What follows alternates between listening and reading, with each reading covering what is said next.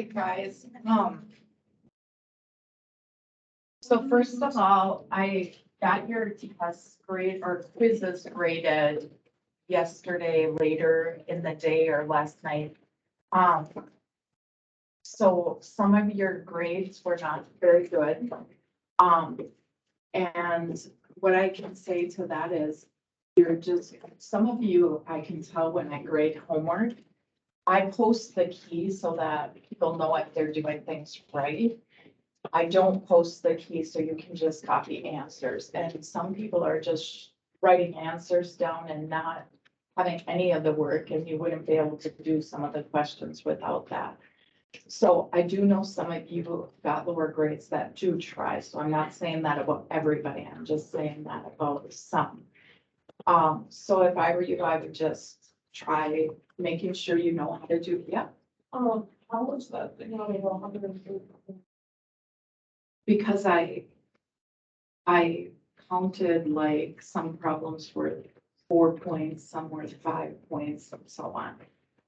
So like, if it was a question that had 6 things, like those ones where you had to expand them, if there were 6 terms, I counted that were 6 points.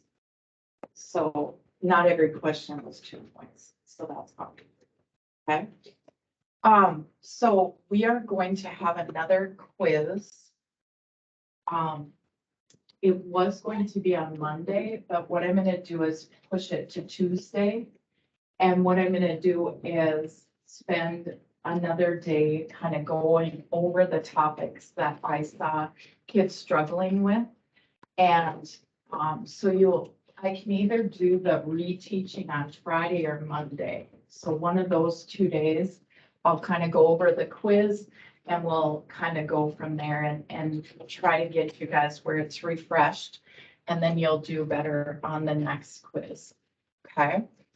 Today, there's 2 parts to this assignment. The first part, if you listen, I don't think you'll think it's that bad. It's looking at graphs and being able to tell certain things about them. The second part, we're going to be graphing things that are polynomials, which tend to go up and down a lot. And if you were doing that without a graphing calculator, it would take a long time. It takes a long time even with a graphing calculator. That part is going to be a little bit, I wouldn't say it's necessarily hard, it's just that it takes a while. So as I was saying, one of the things that we're going to do today is look at graphs, and by looking at them, we can tell certain things about them. One of the questions they're going to ask you today is, does that polynomial, yeah. Oh, I'm sorry. What about that?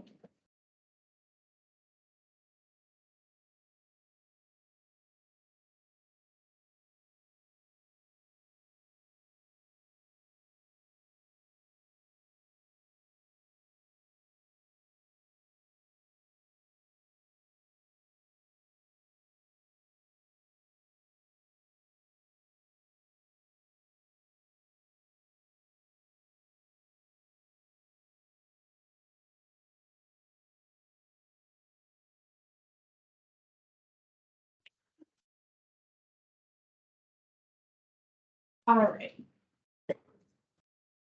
So, one of the things that they're going to ask you today is, does this have even degree or odd degree looking at the graph? Now, first of all, to explain the difference, if you have something like this,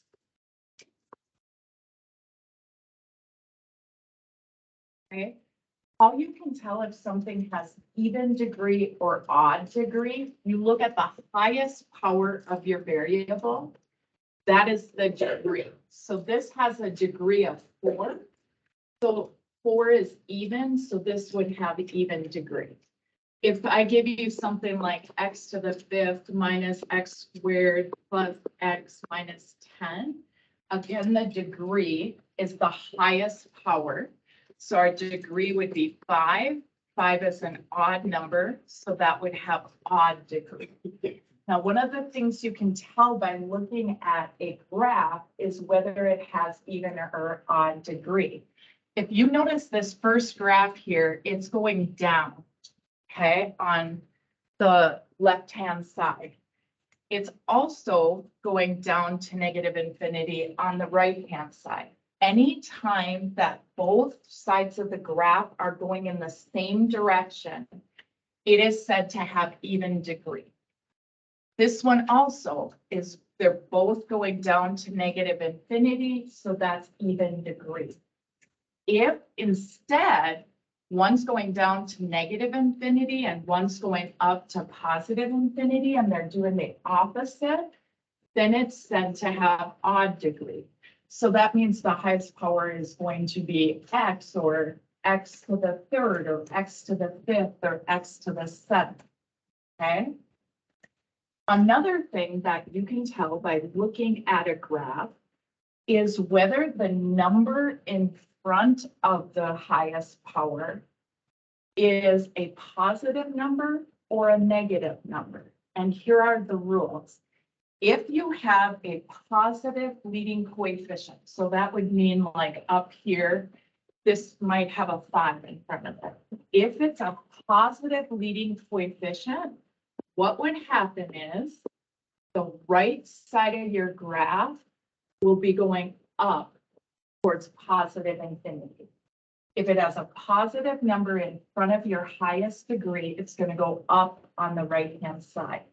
If instead, say this was -2 for the highest, if it was negative on that side, what would happen instead, and it's always talking about the right side, your graph would be going down on this side, okay? So, this I already talked about. Even is when both sides, bless you, are doing the same thing. Notice here, this is even degree. They're both going up towards positive infinity. This is also even degree, and they're both going down to negative infinity. The other thing this chart points out, and I'm gonna have to copy this for you guys. You'll get this as a cheat sheet. I'll copy this off while you guys are working today. So another thing this chart shows you, if it's going up on the right-hand side, that means it has a positive leading coefficient. And if it's going down on the right side, it has a negative leading coefficient. Adam, you need to pay attention and not run the computer. So now if we look down here, remember odd degree, they do the opposite. So here it's going down, here it's going up. Here it's going up, here it's going down. So that's how we tell if it's odd. And then if it's positive, remember on the right side, it's going up. If it's negative on the right side, it's going down. And this chart will be on the cheat sheet that I give you guys today. So another thing that you guys will see, this will be more tomorrow, but when you look at something, this would be like a line like y equals 2. And notice this has no variable over here, so it would have a degree of 0. If something is like y equals 2x, the highest power of your variable is your degree, so that's degree 1. And notice it touches the x-axis once, okay? If you have a quadratic, that would be like y equals 2x squared plus x minus 4. That's going to be a parabola. It has degree 2, and notice that touches the x-axis twice. Here is a cubic function, which means your highest power variable is going to be x to the 3rd.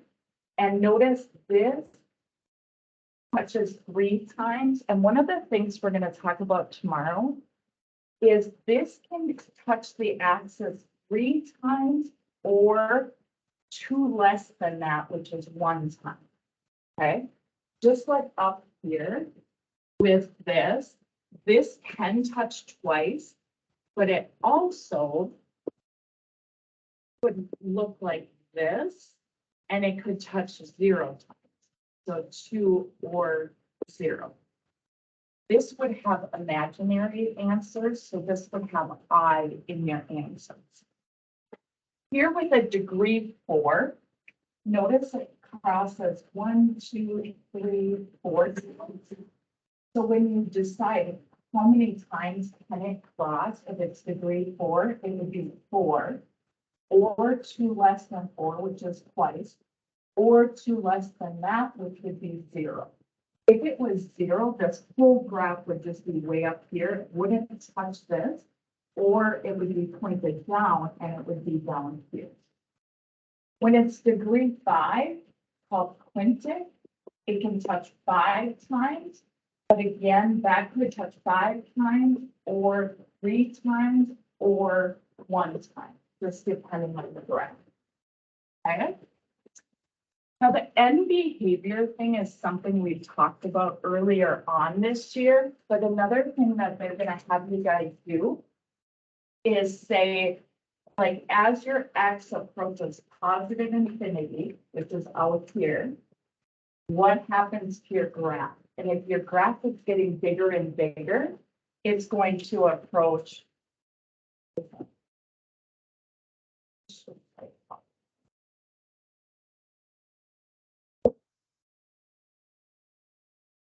So this one, as x approaches positive infinity, at your graph approaches positive infinity. On this one, as your x approaches positive infinity, your graph approaches positive infinity. This one also has a positive leading coefficient, and you can tell that because it's going up on the right side. This one has a positive coefficient because it's going up on the right. This is an even degree because they're both going up. They're both doing the same thing. This is odd because one's going up and one's going down. Okay. If we look down here, this one is also even because they're both going down. It has a negative leading coefficient because this is going down on the right side. And then notice on this one, as your x approaches positive infinity, your graph is approaching negative infinity. Okay. Over here, it's an odd degree because on the left, it's going up, on the right, it's going down. So odd, they do the opposite. It has a negative leading coefficient because on the right, it's going down. And as your graph, as x is approaching positive infinity, is the notes.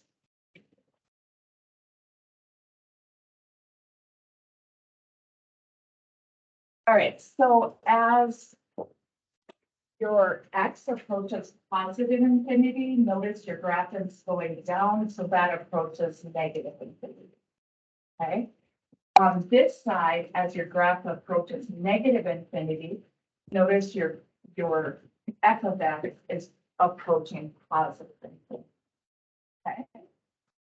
So the first type of question that you're going to have, you don't have to graph these. You're just going to look at them. And by looking at them, you should be able to tell what happened. Okay. So the first thing, when it says describe the end behavior, okay, remember this is positive infinity. And so as your graph approaches positive infinity, you see how your graph is going down, down, down. Do you get that that would be negative infinity? Okay. Over here, as your graph approaches negative infinity, it's going down, down, down. So it's getting smaller, smaller, smaller. So that would also be negative infinity. Now, when you decide on odd or even, it's even if they're both doing the same.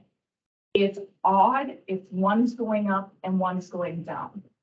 These are both going down, so they're doing the same, so that's even. Okay. Now, the other thing that we have to state here is how many real zeros something has, okay? Real zeros does not include imaginary numbers like we learned last chapter.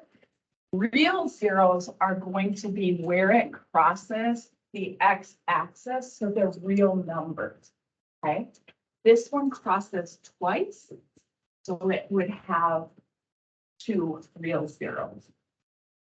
Now, if I look at this one, okay, for the end behavior, as x approaches positive infinity, notice this is getting smaller and smaller and smaller, so that's going to be negative infinity.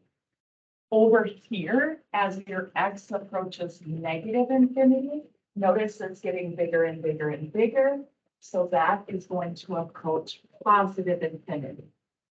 Do you guys think this would be odd or even? Odd, because one's going up, one's going down. Okay. And how many times does this cross the x-axis? Yeah, 1, 2, 3, 4, 5. Very good. Are you guys good with that? That makes sense. Now here, this is kind of the same thing. As your x gets bigger and bigger, notice your graph is getting bigger and bigger. So this would approach positive infinity. As your x approaches negative infinity, notice it's getting bigger and bigger. So that is also going to approach positive infinity. Would this have odd or even? Even, because they're both doing the same. And then how many real zeros would be where it crosses the x-axis, which is 6. We look down here at one more. As our x is approaching positive infinity over here, notice our graph is going down, so that's going to approach negative infinity. As it's approaching negative infinity, it's getting bigger and bigger. So that's going to approach positive infinity. Is this going to be odd or even? Odd, because they're doing opposite of one another. And the number of real zeros would be where it crosses the x-axis, which is 3. Okay. Now, again, this is your cheat sheet that you guys will have. And I just didn't print it off yet, but I'll do that before the end of the hour. Just a reminder, if it does the same on both sides, it is even degree. Okay. If it does the opposite, it's odd degree. As far as that positive leading coefficient, that is what is the number in front of your highest power variable. If it's a positive number, it's going to go up on the right. If that was instead -5 x to the whatever, then it's going to go down on the right-hand side. Okay. And again, here, if it's a positive, it's going to go up on the right. What was that? In that note packet, you mean? I was going to do it separate so that you could use it on the test. So here, this would have a positive leading coefficient because it's going up on the right. This would have negative because it's going down. Okay. So that pretty much is what your cheat sheet will look like. So this is the type of question that you could have today, where they give you several different graphs and you have to match the equation with what the graph looks like. So if you notice this one, it's doing the same on both sides. So it is going to have an even highest power variable. The other thing on the right-hand side, it's going up. So if that's the case, it's going to have a positive leading coefficient, which means whatever power it has, that's the biggest power. The number in front of that is going to be positive. Okay. You guys see one that's like that?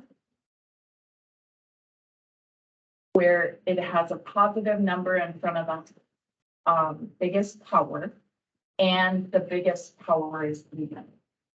To get that, that would be this one. Okay, has an even degree and basically a positive number in front of it.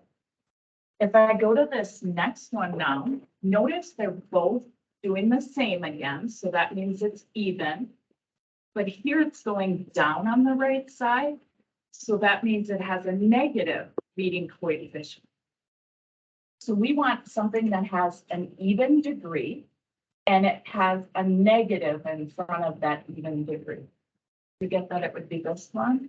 This is x squared, that's even, and it has a negative number in front of it. Now, if I look at C, notice C does the opposite. So that means the highest power of your variable is going to be odd. It's going to be x, x to the third, x to the fifth. And then on the right-hand side, it's going down. So that means it has a negative leading coefficient in front of that highest power. This is odd, but this one has the negative number in front of it. So this would be the equation for C. Then if I look at this last one here, notice that on one side it's going down, on the other it's going up. So it's going to be an odd degree. And on the right side, it's going up. So that means it's a positive leading coefficient. So here, this is odd. And if there's nothing in front, it's like a 1 and it's positive. So this would be D. Everybody understand that? Now is where we're going to use our graphing calculators. And so you either need to have your matchbook open or have a graphing calculator.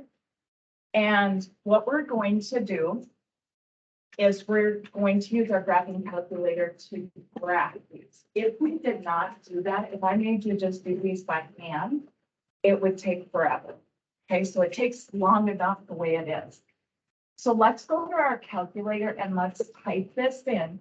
Make sure that you use the negative key in front here, not the subtraction.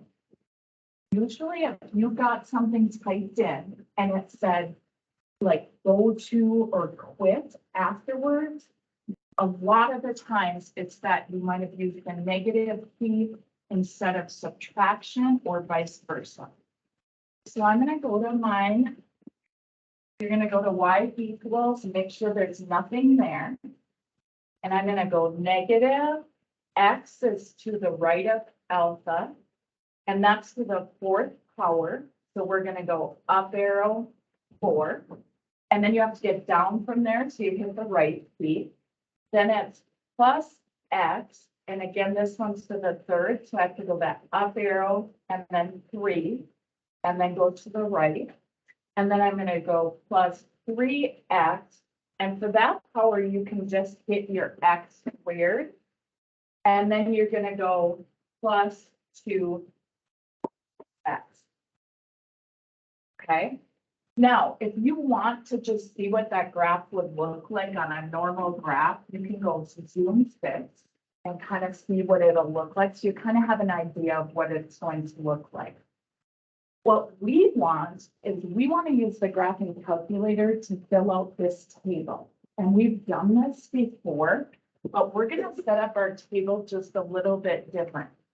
We're going to set up your table, we're going to go second window. And that's going to allow us to decide where we start our table and what we count by. So we're going to start our table at -3. So you're going to go -3. And when we've done this before, we counted by ones, but if you notice when you're doing these, you want to count by 0.5, so you have more points. So what we're going to put in there is this 0.5. And now you don't want to hit Zoom 6 anymore. You're just going to go to graph. Okay, that didn't change, but now we want to look at the table. To look at your table, it's up here. To get that, you're going to go second graph. Okay. What we are going to copy down from this is all of these numbers. So we're just copying them onto our sheet here. Right? So I'm gonna go ahead and put these in, and then we have to graph those points.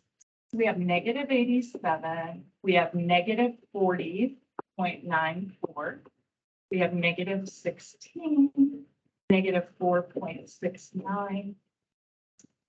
We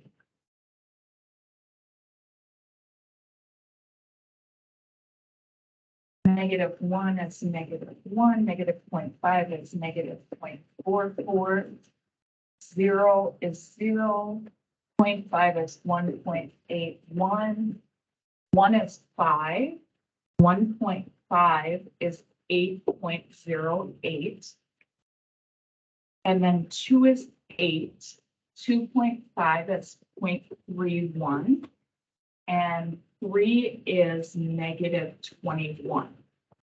Okay? Now, when you have to decide, like, can I just count by ones on my graph? You have to look at what numbers here would fit on my graph. And for my y's, the way that if I count them by ones, I go from 10 to negative 10. So you want to look at these values and see which of these could I plot between negative 10 and 10. So I could go from here. These would all fit until here. Okay. So how would you know if this is okay to use these points? Look at these numbers and see if they're all going in the same direction. This is negative 4, this is smaller than it, this is smaller than it, this is smaller than it. So that means, because what happens in these graphs, you have like turning points, and you want to make sure that your graph wouldn't turn again up here if we didn't graph it. This is just going to keep getting smaller and smaller, so we're okay not graphing that. If I look here, I don't have many points, but this is just getting smaller, so we're going to assume that's what the graph does there. Okay, so we're going to go to our graph and plot these points. So if I go over here, if I'm just counting by ones, I don't have to label the axes. But listen to this, on your worksheet today, you have to graph 2 of these. In both of them, on the Y, you have to count by 2 to fit the whole graph. And I didn't write that on the worksheet. On your Y, you have to count by 2 on the Y-axis.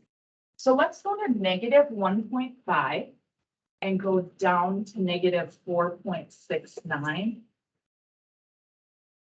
Then we're going to go to negative 1 and go to negative 1. At 0.5, negative 0.5, we're at negative 0.44. At 0, we're at 0. At 0.5, we're at 1.81. At 1, we're at 5. At 1.5, we're at 8.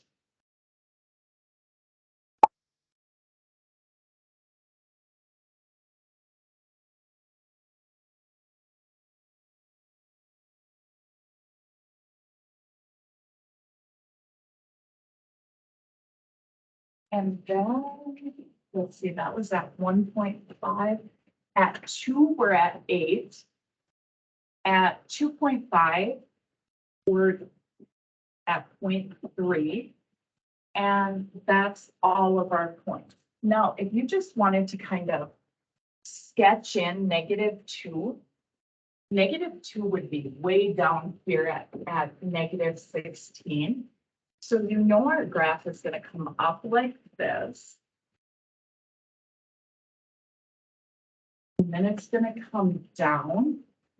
And again, after 2.5, notice your graph is way down at negative 21. So that means it's going to go like this. And that would be your graph. Okay. If you then want to go back to your graph and see, is that what it was supposed to look like?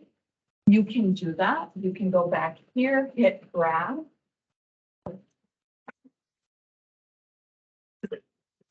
And notice that is what it was supposed to look like. Okay, now we're gonna do one more like this, and this one, we're gonna have to switch our Y coordinates to fit it all. So let's clear what we have there, and our last one here, we're gonna go X, up arrow 5, and then we're gonna do the right key. Then we're gonna go -4, X, up arrow 3, hit the right key, plus 3x squared, subtract 8x, and then subtract 6. And then you can do Zoom 6 if you want to look at what it should look like. Now, one of the ways I know I have to change my y-axis is notice here the graph goes off. I need to cover that. And down here, the graph goes on. So I need to change this y-axis so I can get those in. Now, if I just do second table again, mine is still set at -3, but if it wasn't, you can just move this until you get to -3. That's absolutely fine. We have these, and I'm gonna go ahead and put these on my graph. So let's go here. And our point for 3 was -90. This was -2.41. This was 22. This is 18.66. This is 8. This is -0.78. This is -6, -9.72, -14, -17.16, -10, 27.91, and 132. Now, if you remember what this graph looks like, okay, if we hit graph, we have to include in between here, we have to go up further. In between like 1 and 2, we have to go down 1. We can't just use 10 to -10. How I decide what to count from is I know my graph, like -90, that's gonna be off the graph. Okay, so we're gonna start here. But notice we have a point here that's 22 that we need graph. So we are at least gonna have to be up at 22. Then we have 18, 8, these are all gonna fit. Then I have a -14 and a -17. So that's another one that I wanna fit. And then I have -10 and I have 27, okay? So here's the deal. I know I have to go up to 22. And I either need to go down to -17 or 27. If I count by 3s on my axes, that means I'm gonna go from -30 down here to 30 up here. And I would fit all of these points except for -3 and 3. So that's what I'm gonna do. Now, when you change your axis you don't have to change. You're just changing these. So what we would have to do is write in the new numbers for the Ys. So just count by 3s going up.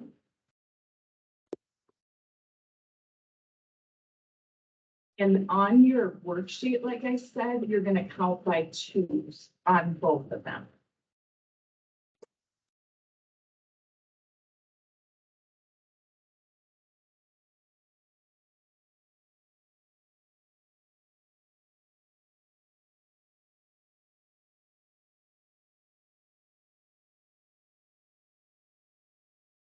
So now we should be able to go ahead and plot those points. So at -2.5, we are at -2.4. And remember that you have to look at where -2.4 would be because I'm counting by 3s. Okay. For -2, I have to go up to 22. And that's going to be between the 21 and 24. At negative 1.5, I am at 18.66, so just above the 18 there. At negative 1, I'm at 8, so almost to the 9. At negative 0.5, I'm at negative 0.78, so that's just a bit over here. At 0, I'm down to negative 6. At 0.5, I'm down to negative 9.7. At 1, I'm down to negative 14. At 1.5, I'm down to negative 17. At negative 2, I'm going back up to negative 10. And then at 2.5, I'm up to 27.9. So you can tell, and by the way, at negative 3, we're way down at negative 90. So this graph is going to go.